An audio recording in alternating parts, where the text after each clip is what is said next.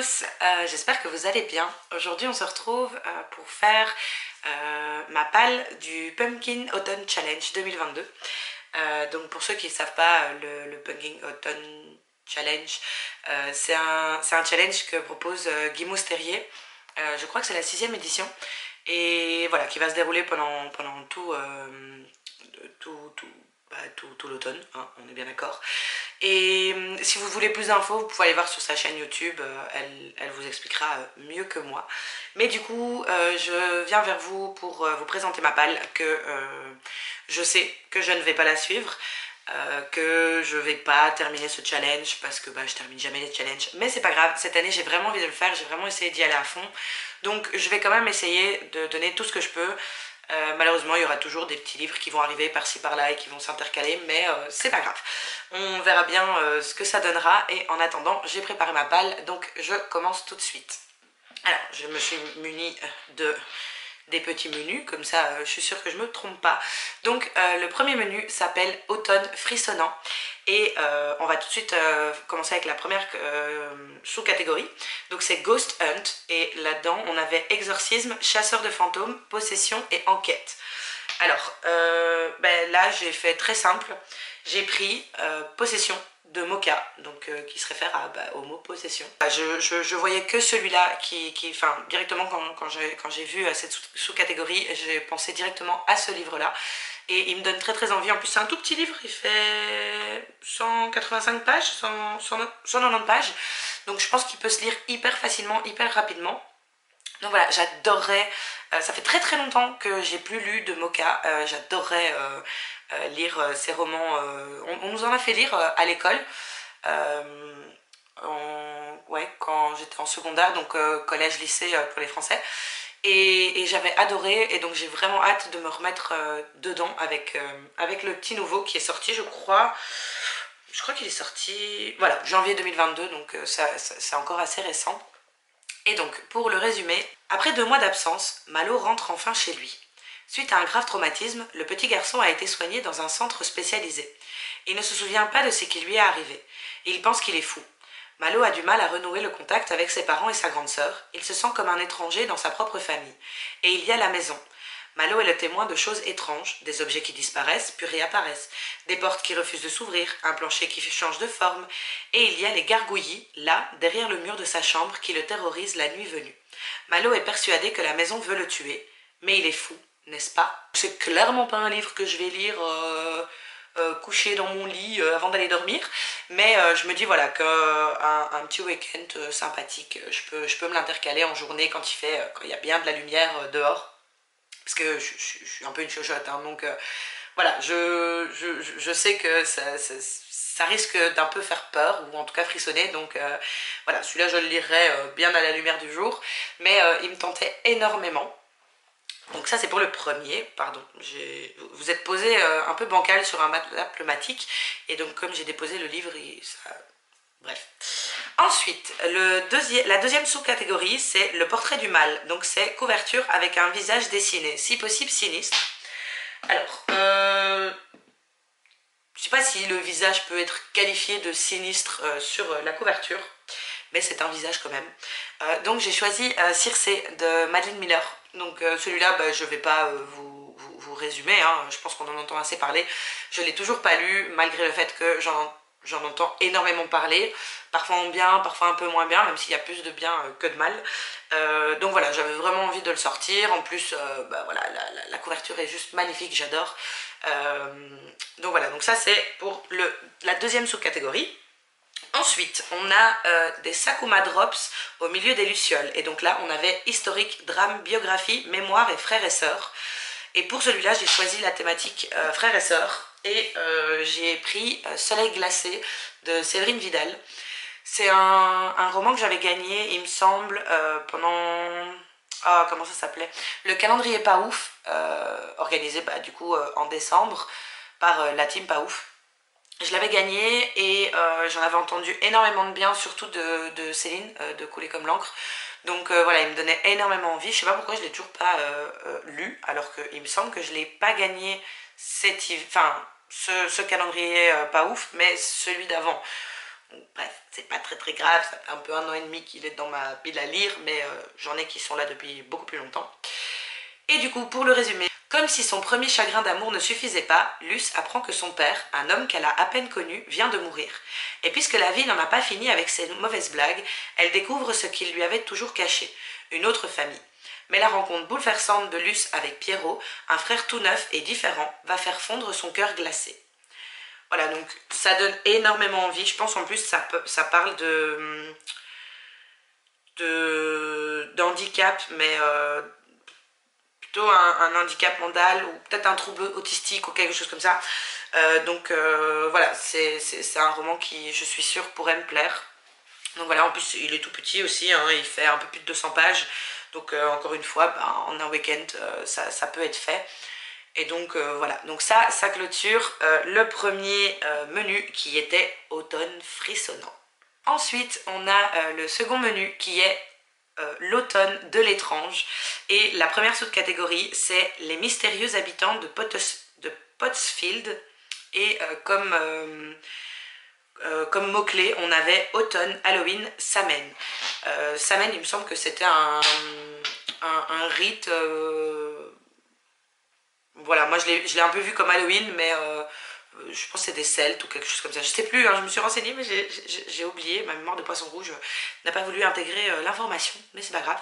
Et du coup, pour ça, j'avoue que c'est en regardant les piles à lire d'autres personnes pour le pumpkin que bah, je l'ai vu dedans et je savais pas du tout qui pourrait rentrer dedans. Donc voilà, je ne sais plus qui est cette personne, mais merci à cette personne.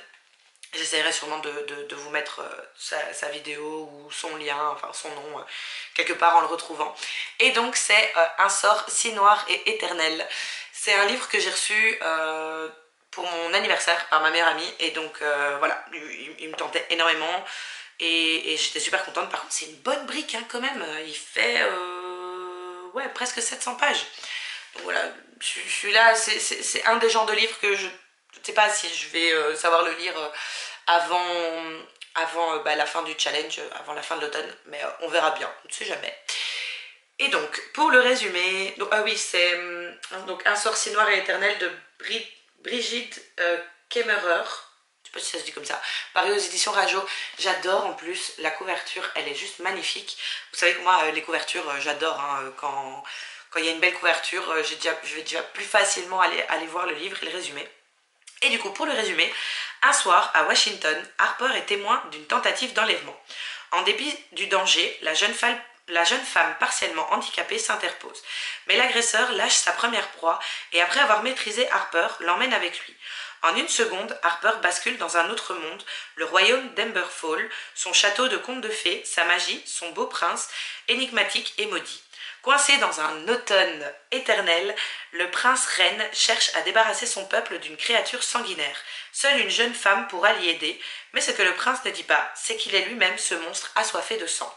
Voilà, c'est ça, si je me rappelais bien, et maintenant du coup bah, le résumé me le dit, c'est un peu une réécriture de La Belle et la Bête, si je ne dis pas de bêtises. Et donc voilà, moi j'adore cette histoire. J'ai un autre roman qui est aussi une réécriture de La Belle et la Bête, c'est Le collectionneur de vœux, je pense. Et voilà, j'adore, c'est vraiment les réécritures de contes, c'est vraiment des histoires que j'affectionne et c'est vraiment un peu retourner en enfance mais en redécouvrant une autre histoire, donc j'ai vraiment hâte de le lire. Comme deuxième sous-catégorie, on a la cueillette des champignons. Et là-dedans, on avait forêt, récolte, poison et petit peuple. Et là-dedans, j'ai choisi forêt. Et j'y ai mis Winterwood, la forêt des âmes perdues, de Chi Earnshaw. Je sais pas comment ça se dit, mais c'est pas grave.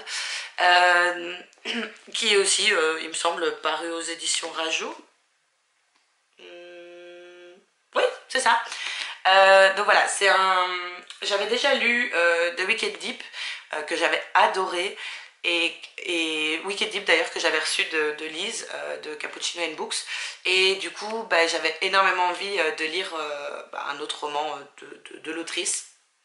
Et donc du coup, pour ce résumé, on a dans un monde glacé où mystère et magie s'entremêlent, serez-vous prêt à suivre Nora et Oliver dans les Wickerswood? Certains disent que les bois de Wickerswood sont magiques, hantés même. Nora Walker, héritière d'une lignée de sorcières, sait à quoi s'en tenir. Comme ses ancêtres, elle partage un lien secret avec la forêt. Et c'est ce lien qui met Oliver Huntsman sur sa route.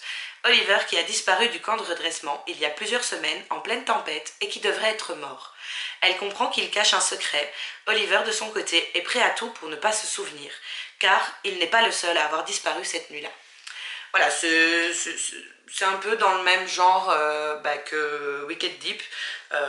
J'avais entendu parler voilà, que c'était un peu une ambiance sombre, etc. Voilà.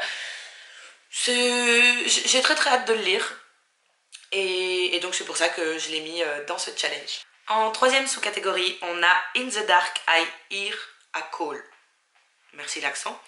Et pour ça, on avait énormément de mots-clés. Donc on avait fantaisie, ambivalence, quête, duplicité, pouvoir, obscurité, lumière, destinée, loyauté, mauvaise influence. Ouh, faut reprendre son souffle après. Hein. Et pour ça, j'ai choisi le mot-clé pouvoir et j'ai mis For Dead Queen. Alors, donc de Astrid Scholz, paru aux éditions Casterman. C'est aussi un livre que j'ai dans ma pile à lire depuis énormément de temps et que je sais pas pourquoi je le sors pas et je me suis dit qu'ici c'était parfait. Donc je le sors enfin. Et il me semble qu'il est assez connu pour pas que je vous lise le résumé. Mais je vais quand même vous lire la petite, voilà, les 4 petites lignes ici. Donc c'est 4 reines mortes, 3 jours pour déjouer le complot, 2 amours secrètes, une fin que vous ne devinerez jamais. Voilà, ça promet grand chose. Enfin, ça promet des rebondissements, voilà, tout ce que j'adore dans la fantasy. Donc voilà, j'ai vraiment très très hâte de le lire. En plus, j'ai entendu énormément de bien. Il me semble que j'ai quasiment jamais entendu du mauvais. C'est pas du coup qu'il est aimé de tous, mais voilà, de ce que j'ai vu et entendu, il a l'air très très bien. Donc c'est pour ça aussi que je l'ai rajouté dans cette pile à lire. La quatrième et dernière sous-catégorie, c'est soit vent, rêve, cendre et néant, soit nuit, noir, âme et souhait. Et donc, comme mot-clé, on avait conte, gothique, macabre, sorcière, sauvetage et disparition. Et ici, j'ai choisi le mot-clé conte. Et pour ça, j'ai ressorti le tome 3 des Chroniques lunaires, donc, qui est sur Cress. Donc c'est Réponse, si je me souviens bien. J'avais commencé les Chroniques lunaires il y a un petit temps maintenant, il me semble, il y a ouais, facile un an et demi. Et j'avais adoré le premier tome, encore plus le tome 2, mais je voulais pas les enchaîner parce que justement, comme je les trouvais vraiment vraiment bien, j'avais vraiment pas envie de connaître la fin tout de suite, donc je me suis gardé, le 3 et le 4 pour plus tard et c'est le moment de sortir le tome 3 et du coup bien évidemment je vais pas vous lire le résumé vu que c'est un tome 3 mais voilà, il va, pour ceux qui ne le savent pas, il me semble qu'il parle de réponse, d'ailleurs ça se voit sur l'image.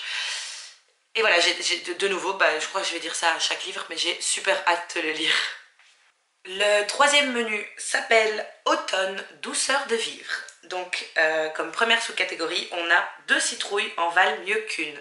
Et donc là, c'était lire une duologie, en commencer une, en terminer une. Et j'ai fait toute ma bibliothèque, toute ma pile à lire. Et il me semble que j'en ai trouvé qu'une seule, ou alors j'ai mal cherché, mais donc voilà. J'aurais bien aimé pouvoir ne pas avoir lu The Book of Ivy et du coup me les relire parce que j'avais vraiment adoré cette duologie. Mais voilà, je ne suis pas du genre à relire mes livres, donc j'ai choisi la seule duologie que j'ai trouvée. Et c'est London and Shea de Brittany Settieri, donc paru aux éditions Hugo, en tout cas là en poche, et c'est les 2 tomes. Je pense pas que je vais lire les 2 tomes, en tout cas si j'en lis déjà un, je serais bien contente. Mais voilà, ça me donnait énormément envie. Alors j'ai entendu parler que le tome 1 se passait avant Eleanor and Grey, ouais c'est ça, se passait avant Eleanor and Grey alors que le tome 2 se passait après. Mais bon, comme j'ai déjà lu Eleanor and Grey, c'est pas très très grave. Après je suis pas sûre de ce que je dis, mais j'ai entendu ça je crois hier ou avant-hier, donc voilà, on ne sait jamais. Mais donc j'ai bien fait d'avoir déjà lu celui d'avant. Et donc, même si vous le connaissez sûrement, je vais quand même vous faire un mini résumé, enfin vous lire le résumé. Shay et London se détestent depuis toujours. Ça fait des années qu'ils s'évitent, des années qu'ils n'échangent ni un regard, ni un mot, une insulte peut-être. Tout change le jour où on leur propose un défi, un pari stupide. Faire en sorte que Shay tombe amoureuse de London avant que lui ne tombe amoureux d'elle. Pour London, c'est un pari déjà gagné, il n'aime personne. Pourtant, lentement, tout se complique. Shay lui ouvre de nouveaux horizons, elle pénètre son intimité et perce ses secrets les plus enfouis. Ce qui était un jeu devient bien trop réel. Leurs sentiments grandissent, comme grandissent les risques de se blesser mutuellement. Voilà, je vais pas vous lire le résumé du 2 parce que ça va me spoiler déjà moi et puis vous, donc c'est pas chouette. Mais voilà, donc en tout cas j'espère lire le premier, si je lis le deuxième c'est bonus, mais voilà, il y avait commencé une duologie, donc je suis dedans, c'est bon. En deuxième sous-catégorie, on a la maison Slangster. De nouveau, je ne sais pas si ça se dit comme ça. Et là, on avait humour, livre audio, série audio, podcast. Et pour celui-ci, j'ai choisi de mettre le tome 2 des 7 sœurs, qui est dans ma pile à lire, en version papier en tout cas, depuis une éternité. Il me semble que j'ai lu le tome 1 il y a facilement plus d'un an. Et comme c'est un très très gros livre, j'ai vraiment du mal. Pour l'instant, j'ai besoin d'avoir des livres qui font moins de 400 ou moins de 500 pages, et là il y en a clairement plus, en plus c'est écrit tout petit, donc vu que je les ai en version livre de poche. Donc voilà, je me suis dit que ça pouvait être sympa de le prendre en livre audio, surtout que le livre audio, je peux l'écouter dans ma voiture, et comme j'ai plus ou moins 1h30, 2 heures de trajet par jour, voilà, je peux vite avancer, il y a 20 heures d'écoute en vitesse x1, si on le met en vitesse 1.5, ça va plus vite. Donc voilà, je vais pas vous faire un résumé encore une fois, parce que c'est un tome 2. Mais voilà, celui-là je l'ai déjà commencé, mais bon j'ai écouté 1 heure à peu près, donc j'en suis pas vraiment loin. Et de toute façon, vous le verrez dans mes autres vidéos, dans mes vlogs, sur l'avancée de mon écoute. Et je vais pas vous en parler ici. En troisième sous-catégorie, on a Il n'y a pas trop d'épices dans ma pumpkin pie. Et là, on avait nourriture, enfance, famille, transmission, plaisir non coupable. Et sur celui-là, j'ai choisi le mot famille. Et c'était pas sûr que ça rentrait exactement dedans, mais on parle d'une mère et sa fille. Donc pour moi, c'est la famille, ça fonctionne. Et j'ai choisi Regretting You, que j'ai reçu cette semaine, non hier en fait, j'ai été le chercher à la poste hier. Enfin, mon chéri a été le chercher à la poste hier, et dans mon vlog, qui sortira sûrement la semaine prochaine du coup, donc vous le verrez après cette vidéo, j'ai dit que je ferais tout et n'importe quoi pour le caser dedans, et j'ai réussi, il est dedans. Donc voilà. Alors, pour le résumé, Morgane est devenue mère encore adolescente. Cette naissance imprévue a déterminé sa vie, un mariage plus rapide qu'elle ne l'avait envisagé avec le père de Clara, sa petite fille, et une vie de femme au foyer. Maintenant que Clara a presque 17 ans, l'âge qu'elle avait lorsqu'elle est tombée enceinte, Morgane s'interroge sur ses choix. Son mari, sa sœur Jenny et même Clara la trouvent un peu effacée, prévisible. Clara est à l'aube de sa vie amoureuse et d'adulte. Elle voudrait devenir actrice et est très attirée par Miller, séduisant et mystérieux. Ses rêves comme ses confidences, elle les réserve à sa tante Jenny, plutôt qu'à sa mère, dont elle se sent très différente. Mais tout va exploser lorsque son père est victime d'un accident. La tragédie anéantit la mère et la fille, mais va également bousculer leurs convictions et leurs relations. Comment faire face à la cruelle réalité, sans doute en l'affrontant à deux et en s'appuyant sur l'amour qu'elles se portent, malgré toutes leurs différences. Voilà, donc clairement, c'est un Colleen Hoover, donc je vais bien sûr adorer ma lecture. Je le sais déjà, j'ai adoré tous les Colleen Hoover que j'ai lus, et j'ai vraiment hyper hâte de le lire. J'avais râlé parce que j'ai voulu l'acheter en même temps que... parce que il me semble que j'avais lu un Colleen Hoover, et puis comme j'ai adhéré totalement à sa plume, j'ai voulu acheter les autres tout en un coup, et celui-ci n'était pas encore sorti en poche. Donc du coup je suis hyper contente de l'avoir, et j'ai hyper hâte de le lire. D'ailleurs je crois que ça va être directement ma prochaine lecture. Comme ça, je suis sûre, au moins celui-là, il sera booké, ce sera fait. Et voilà, en espérant que ma lecture ne dure pas 10 jours, hein, parce qu'avec le travail, c'est un peu compliqué. Mais ça, c'est une autre histoire. La quatrième et dernière sous-catégorie de ce menu automne douceur de vivre, c'est Chante-moi une chanson Sassenach. Alors déjà, la référence, j'adore, mais bon, passons. Et dans cette sous-catégorie, on avait comme mots-clés mythes et légendes, voyage dans le temps et dépaysement. Et pour celui-ci, j'ai choisi Le Chant d'Achille de Madeline Miller aussi. Donc j'aurai 2 Madeline Miller dans ce challenge. Celui-là, je sais absolument pas si je vais le lire. Il va peut-être changer si j'en trouve un autre qui va dedans, peut-être God and Witch, je sais pas, je verrai. Mais voilà, j'en entends énormément de bien, mais il me tente un peu moins que quand je l'ai acheté. Mais après, voilà, on verra. Au pire, je l'essayerai et si j'aime pas, je l'arrêterai. On verra, mais en tout cas pour l'instant je suis pas du tout dans le mood de le lire, mais on ne sait jamais, donc je l'ai quand même mis dans la pile à lire. Comme quatrième et dernier menu, on a automne rayonnant, parce que oui bien sûr, c'est pas parce qu'on est en automne qu'il n'y a plus de lumière et de soleil. Oui c'est pas grave, c'était une petite aparté, je ne sais pas pourquoi je l'ai dit, mais bon c'est pas grave. Et dans celui-ci, on a... Ouh, mon téléphone a bugué... Voilà, on a... Alors, excusez-moi encore une fois pour l'accent.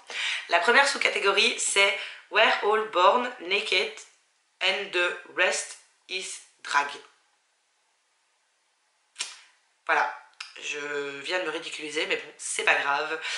Et donc, comme mots-clés, on avait LGBTQIA+, amour de soi, diversité, inclusivité. Et pour ça, j'ai trouvé La tête sous l'eau de Olivia Adams. Je ne sais pas s'il rentre dedans, mais il me semble qu'il y avait une histoire qui rentrait dans LGBTQIA+. J'en suis absolument pas sûre, je verrai au fil de ma lecture, mais voilà, on ne sait jamais.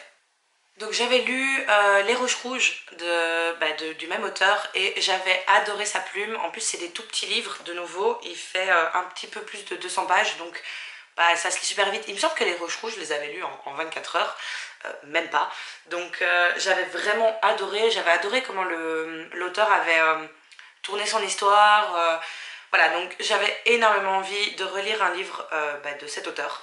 Et donc avec La tête sous l'eau, c'est ce que je vais faire. Et j'ai quand même très hâte de le lire, voir si j'aime toujours autant la plume, si c'est la même chose, et comme ça je saurai si j'en achète d'autres.